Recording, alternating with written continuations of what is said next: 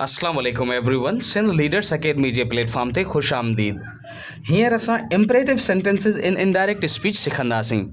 जेकॾहिं direct speech जे reported speech में यानी कि हिन वारे हिस्से में रिपोर्टेड स्पीच में जेकॾहिं इम्परेटिव सेंटेंसिस आहिनि त असां उन्हनि खे कहिड़े तरीक़े सां चेंज कंदासीं, हिन वीडियो में असां उहो सिखंदासीं। तव्हांखे ख़बर आहे त जेको रिपोर्टिंग स्पीच आहे, रिपोर्टिंग स्पीच चवण जो मक़सदु ही लिखियलु आहे, ही सेड टू मी। इहो रिपोर्टिंग स्पीच आहे, इन्वर्टेड कामास वारो रिपोर्टेड स्पीच आहे। हाणे रिपोर्टिंग स्पीच खे तव्हां जेको रिपोर्टिंग स्पीच आहे,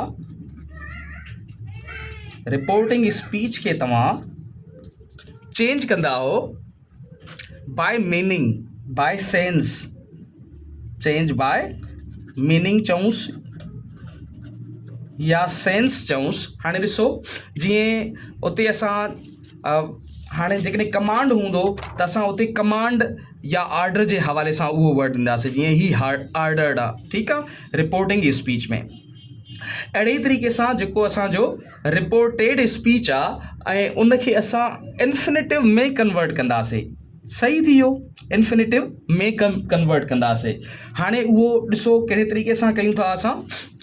त ही ॾिसो त इम्परेटिव सेंटेंसिस में ॾिसो आर्डर बि थी सघे थो, कमांड बि थी सघे थो, छो जो हे ताक़ीदी जुमिला हूंदा आहिनि न। हाणे ॾिसो, ओपन द डोर, दरवाज़ो खोल, ताक़ीदी जुमिलो आहे, हुक्मी जुमिलो आहे, आर्डर आहे। हाणे हिते असांखे ख़बर पवे थी त ही आर्डर आहे, हुकुम आहे। इन जे हिसाब सां ॾिसो, he said to me open the door, ठीकु आहे। हाणे he ordered me to open the door. हाणे ॾिसो, जेको रिपोर्टेड स्पीच में जेको वर्ब आहे, जेको रिपोर्टेड स्पीच जो जेको वर्ब आहे,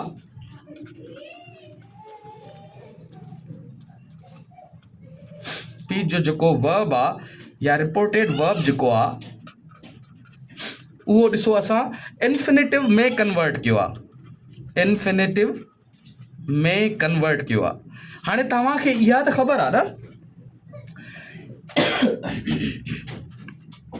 त इन्फिनेटिव जेकॾहिं असां टू अॻियां ॾींदा आहियूं त असां टू राइट, यानी कि इहो इन्फिनेटिव आहे न, ठीकु आहे। हाणे ही ॾिसो तव्हां, हाणे हिन में जेको कन्वर्ट कयो आहे, ही said to me open the door, he ordered mid to open the door. ठीकु थी वियो, इहो ऑर्डर बि आहे। या हिन खे तव्हां ॿिए तरीक़े सां बि लिखी सघो पिया। हिन खे जेकॾहिं तव्हां लिखो, ही commanded mid to open the door, पोइ बि ठीकु आहे, ऑर्डर्ड या कमांडेड, ठीकु आहे। हुनजो सेंस इहो ई थो निकिरे न इम्परेटिव सेंटेंसिस में। हाणे अहिड़े तरीक़े सां जेकॾहिं ॾिसो, हाणे हे रिक्वेस्ट आहे, शी सेड टू हिम, ठीकु आहे, शी सेड टू हिम प्लीज़ हेल्प मी। हाणे ॾिसो, प्लीज़ हेल्प मी, ज़ाहिर ॻाल्हि आहे इहा हिकिड़ी रिक्वेस्ट आहे या हिकिड़ी बेगिंग आहे या इम्प्लोर थो करे न इहो, त प्लीज़ हेल्प मी, महिरबानी करे मुंहिंजी मदद कर, ठीकु आहे, शी सेड टू हिम। हाणे ॾिसो, ही जेको रिपोर्टिंग वर्ब आहे, असांखे मीनिंग जे हिसाब सां कीअं कन्वर्ट कंदासीं हिन खे, शी रिक्वेस्टेड। हाणे ॾिसो, शी रिक्वेस्टेड हिम, सेड टू खे असां जेको कन्वर्ट कयो आहे उहो रिक्वेस्टेड में कयो आहे, छो जो हे बि पास्ट आहे, इन जे करे हिन खे बि रिक्वेस्टेड में लिखियो आहे असां। हिन खे तव्हां बेग्ड बि लिखी सघो था, हिन खे तव्हां इम्प्लोर्ड बि लिखी सघो था, शी इम्प्लोर्ड हिम टू हेल्प हर। सही आहे, त शी रिक्वेस्टेड हिम टू हेल्प हर। त इहो तव्हांजो जेको आहे डायरेक्ट खां इनडायरेक्ट स्पीच में हाणे ही सेंटेंस कन्वर्ट थियो आहे। अहिड़े तरीक़े सां ॾिसो, हाणे ही हिकिड़ो ॿियो जुमिलो आहे। हाणे ही आर्डर आहे, ही रिक्वेस्ट आहे, ही एडवाइस आहे। हाणे एडवाइस जे हवाले सां ॾिसो, the teacher said work hard. उस्ताद छा चयो? महिनत कयो, महिनत कयो। ज़ाहिर ॻाल्हि आहे हिदायत कंदो न, उकसाईंदो न, उस्ताद पढ़ाईंदो त उकसाईंदो न। त या त अर्ज्ड करे लिखोसि, द टीचर एडवाइज़्ड अस, ठीकु आहे। हाणे अस इन जे करे चऊंसि था, जेकॾहिं तव्हां अस न लिखंदोसि बि ठीकु आहे, माना द टीचर सेड, या ईअं लिखोसि the teacher advised to work hard, छो जो साॻियो तव्हांखे इन्फिनेटिव खणी अचणी पवंदी, टू वर्क हार्ड। सही थी वियो। या जेको आहे लिखोसि, the teacher urged us to work hard, urged सां कयोसि या एडवाइज़ सां कयोसि, यानी कि ॿई ठीकु आहिनि। हाणे ही ॾिसो, हे प्रॉपरली त असां इम्परेटिव में हिन खे नाहियूं कंदा let's go for a walk में, पर in some context we can take this sentence in imperative, ठीकु आहे। उहो कहिड़े हिसाब सां, हाणे ही ॾिसो, हाणे ही चवे थो, he said let's go for a walk, he said let's go for a walk. हाणे हिन खे ॾिसो, हे जेको तव्हांजो रिपोर्टिंग स्पीच आहे, ही रिपोर्टेड स्पीच आहे न, सही आहे। Let's go for a walk, he suggested going for a walk. हाणे जेकॾहिं तव्हां हिन तरीक़े सां लिखंदव त ठीकु आहे, he suggested going for a walk. हाणे ॾिसो गोइंग माना एज़ अ जिरंड तव्हां हिते इस्तेमालु करे सघंदव जेकॾहिं लेट्स वारो सेंटेंस स्ट्रक्चर हुजे त। हिन खे तव्हां कुझु ॿिए तरीक़े सां बि कन्वर्ट वैसे करे सघो था, ठीकु आहे। हिन खे तव्हां अहिड़े तरीक़े सां करे सघो था, he suggested that they should go for a walk, माना कुझु अहिड़े तरीक़े सां बि हिन खे तव्हां लिखी सघो था। he suggested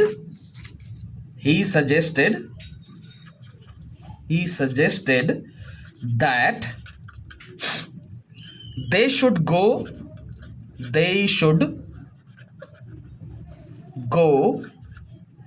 for a walk तव्हां लेट्स वारनि खे जुमलनि खे तव्हां कुझु हिन तरीक़े सां बि दैट जो इस्तेमालु बि तव्हां बतौर कंजंक्शन करे सघंदव हिन स्ट्रक्चर में, सही थी वियो। त ॿई स्ट्रक्चर इहे ठीकु आहिनि, यानी कि he suggested going for a walk बि ठीकु आहे, he suggested that they should go for a walk भी सही आहे, सही थी वियो। हाणे ॾिसो हिन जॻह ते जेको असां हे गोइंग जिरंड इस्तेमालु था कयूं, तव्हांखे ख़बर आहे जिरंड जेको आहे बतौर जेको आहे तव्हांजो उहो नाउन असां इस्तेमालु कंदा आहियूं न, ठीकु आहे। जिरंड बतौर नाउन ई इस्तेमालु थींदो आहे, ठीकु आहे। जीअं असां चऊं सिंगिंग इज़ एन आर्ट, ठीकु आहे, माना सिंगिंग हिते जेकॾहिं असां चऊं। हाणे ॾिसो तव्हां वर्ब खे असां कुझु अहिड़े तरीक़े सां पढ़ंदा आहियूं न, वैसे वर्ब वारी वीडियो में इहो डिटेल में डिस्कस थियल आहे, पर हिन जॻह ते छो जो अची वियो आहे उन जे करे असां थोरो वर्ब खे ॾिसी था वठूं। हाणे ॾिसो वर्ब में जेके फॉर्म्स ऑफ वर्ब्स आहिनि, हाणे इहो असां नथा पढ़ूं त फाइनाइट नॉन फाइनाइट या जेको ऑक्सिलरी वर्ब्स कहिड़ा आहिनि, असां हाल फ़िलहाल जेके आहियूं पर्टिकुलर फॉर्म्स ऑफ वर्ब में ईंदा आहियूं। त मॉडर्न इंग्लिश में तव्हांखे ख़बर आहे there are 5 forms of verbs. हाणे कहिड़ा आहिनि उहे? फर्स्ट फॉर्म जंहिंखे असां यानी कि चऊं बेस फॉर्म बि भले यानी कि चऊं प्रेज़ेंट, चऊं प्रेज़ेंट, पास्ट, ईअं हूंदो आहे न। वरी पास्ट पार्टिसिपल, पास्ट पार्टिसिपल, वरी जेको आहे तव्हांजो प्रेज़ेंट पार्टिसिपल। हाणे प्रेज़ेंट पार्टिसिपल आहे जेको आहे तव्हांजो उहो बतौर वर्ब बि इस्तेमालु थींदो आहे ऐं एडजेक्टिव बि इस्तेमालु थींदो आहे। उहो असां डिटेल में उहे शयूं वर्ब वारी वीडियो में कंदासीं। हाणे जेकॾहिं अच्छा प्रेज़ेंट पार्टिसिपल ऐं इन खां अलावा जेको आहे थर्ड पर्सन प्रोनाउंस जेके हूंदा आहिनि, त उन्हनि सां असां कहिड़े तरीक़े सां वर्ब खे इस्तेमालु कंदा आहियूं, यानी कि थर्ड पर्सन सिंगुलर प्रोनाउंस, ईअं अञा लिखोसि त वधीक सिंगुलर जेके हुजनि, सिंगुलर। हाणे जीअं ॾिसो प्रेज़ेंट जेको असांजो सिंपल टेंस आहे, असां उन्हनि में जेकॾहिं थर्ड पर्सन प्रोनाउंस हुजनि या सिंगुलर नाउन हुजे त असां जेको वर्ब जो इस्तेमालु कंदा आहियूं एस या एस ॾींदाऊंस पोयां या ई एस ॾींदाऊंस या आई ई एस ॾींदाऊंस न, त इहो बि हिकिड़ो वर्ब जो फॉर्म ई थी वियो न। इन जे करे मॉडर्न इंग्लिश में इहा ई शइ चई वेंदी आहे त देयर आर 5 काइंड्स या 5 फॉर्म्स ऑफ जेके शक्लूं आहिनि उहे हिन जूं हे आहिनि। माना हिन खे फर्स्ट चवंदा आहियूं, सेकेंड आहे, थर्ड आहे, ऐं ही फोर्थ आहे, ऐं ही फिफ्थ आहे। अहिड़े तरीक़े सां जेको प्रेज़ेंट पार्टिसिपल आहे, प्रेज़ेंट पार्टिसिपल खे असां जिरंड भी चवंदा आहियूं, छो जो इंग फॉर्म आहे न इहो वर्ब जो। हाणे जीअं सेंटेंस आहे, हाणे ही जेको लिखियलु आहे गोइंग इंग फॉर्म आहे न इहो, GOING गोइंग। हाणे हिन खे चऊं भई हे गो, he went, he gone, third form जेको आहे हिन जो। ऐं फोर्थ फॉर्म जेको आहे हिन खे प्रेज़ेंट पार्टिसिपल चऊंसि, उहो गोइंग बि आहे ऐं हिन खे जिरंड बि चवंदा आहियूं गोइंग।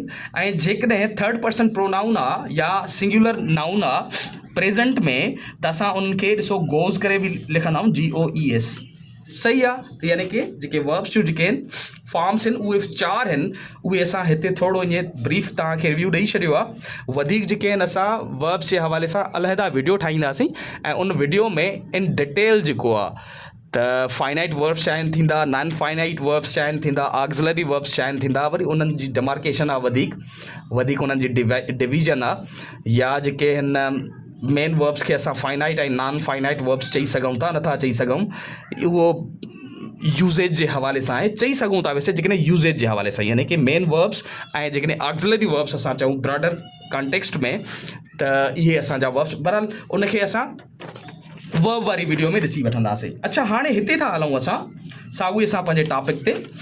त ॾिसो, ही हिकिड़ो जुमिलो आहे डायरेक्ट स्पीच जो। कहिड़ो आहे? उन में ॾिसो वार्निंग आहे, ठीकु आहे। उन में ॾिसो ही वार्निंग आहे, ऐं वार्निंग में आहे ही said to me don't touch it. Warning आहे न, हिन मूंखे चयो हिनखे न छो, हिनखे हथ न लाइ, ईअं थींदी न मीनिंग इन जी। He warned me not to touch it, he warned me not to touch it, he warned me not to touch it. हाणे इहो जेकॾहिं तव्हां वार्नड में जेकॾहिं इहो लिखियो आहे, ॾिसो ही वार्निंग आहे न, वैसे सही आहे, don't touch it, he warned me not to touch it, सही आहे। इन सां रिलेटेड जेके बि सेंटेंसिस हूंदा, जीअं हिते तव्हांखे नज़र अची वेंदा, तव्हां उन्हनि खे वैसे पंहिंजे जेको आहे प्रैक्टिस जे लाइ उन्हनि खे हल कंदव, त तव्हांखे जेके आहिनि ही सेंटेंसिस बख़ूब सम्झ में बि अची वेंदा। जेकॾहिं तव्हांखे काई बि चैलेंज हूंदी न, तव्हां आराम सां असांखां पुछी सघो था, सही आहे। ॾिसो अॻिते हलो हिन में, छो जो जेकॾहिं काई बि चैलेंज इनकाउंटर थिए थी, we are here to address that. हाणे ही ॾिसो प्रोहिबिशन आहे, मसलन वार्निंग थी वियो, प्रोहिबिशन आहे, छो जो इम्परेटिव सेंटेंसिस जूं हे ई टाइप्स थी सघनि था न, जेके असांजे रिपोर्टेड स्पीच में हूंदा, डायरेक्ट स्पीच में। हाणे ही ॾिसो प्रोहिबिशन आहे, the doctor said don't smoke. हाणे हिते ॾिसो रिपोर्टेड स्पीच में छा आहे, डोंट स्मोक, ठीकु आहे, मना थियल आहे, मुमानियत आहे। मुमानियत जे लाइ या तव्हां फॉरबिड इस्तेमालु कयो या एडवाइज़ड कयो। The doctor advised me not to smoke, सही थी वियो हिकिड़ो, हे ठीकु आहे। हाणे जेकॾहिं तव्हां इन्हीअ खे फॉरबिड जे हवाले सां कयो था, त द डॉक्टर, हिन खे तव्हां लिखी सघो था, the doctor forbid mid, forbid न, फॉरबिड सेकंड फॉर्म आहे, छो पास्ट आहे न, फॉरबिड कंहिंखे, फॉरबिड मी नॉट टू, न forbade me to smoke, forbade me to smoke, ठीकु आहे। छो जो हिते ॾिसो फॉरबिड जेको आहे मना करणु आहे। जेकॾहिं हिते forbid me not to smoke क्यों आहे, त माना हे माना उलट थी वेंदो, हिते नॉट न आहे ॾियणी, छो जो फॉरबिड आहे हिते, सही थी वियो। नॉट जे एडिशन सां इहो ग़लति थी वेंदो। त जेकॾहिं तव्हां फॉरबिड जे स्ट्रक्चर में करणु था चाहियो इन्हनि सेंटेंसिस खे, त हीअं थींदो, the doctor forbid mid two smoke, सही थी वियो। ऐं जेकॾहिं न तव्हां एडवाइस जे हवाले सां था कयो, the doctor advise me not to smoke, सही थी वियो। हाणे जेकॾहिं हीअ ॾिसो इन्विटेशन आहे हिकिड़ी, हीअ ॾिसो हिकिड़ी इन्विटेशन आहे। हाणे छा, she said come to my house, she said come to my house, invitation आहे न, मुंहिंजे घर ॾे अचो, ठीकु आहे, कम टू माई हाउस, मुंहिंजे घर ॾे अचो, माना हिकिड़ी इन्विटेशन आहे, दावत आहे न। ॾिसो शी सेड, हाणे हिनखे छा, शी इनवाइटेड, ॾिसो मतिलबु सेंस हिन जो इहो ई आहे न, असां मुंड में इहा ई शइ ॿुधाए चुका आहियूं न, त जेको तव्हांजो रिपोर्टिंग स्पीच आहे, उहो मीनिंग जे हिसाब सां तव्हां उन जो वर्ब चेंज कंदव। She said come to my house, हाणे ॾिसूं त हिते चवण असल में इहा इन्विटेशन आहे, ॾिसो सेंस मां मिले थो असांखे, त she invited me to come to her house, त हे जेको आहे चेंज कुझु हिन तरीक़े सां थींदो, she invited me to come to her house, सही थी वियो। हाणे अहिड़े ई हिसाब सां ॾिसो ही परमिशन वारो जेको आहे जुमिलो आहे। परमिशन में छा आहे, ही said to me you may go now, माना हुन मूंखे चयो तव्हां वञी सघो था, चवंदा हुन सां यू मे गो नाउ, तव्हां भले वञो, ठीकु आहे, त यू मे गो नाउ, ठीकु आहे। हिन खे हाणे चेंज कहिड़े तरीक़े सां कंदासीं असां, ॾिसो ही allowed me to go then, हिते अलाउड लिखोसि तव्हांजी मर्ज़ी, ही allowed me to go then now खे देन में कन्वर्ट कयो आहे, ठीकु आहे।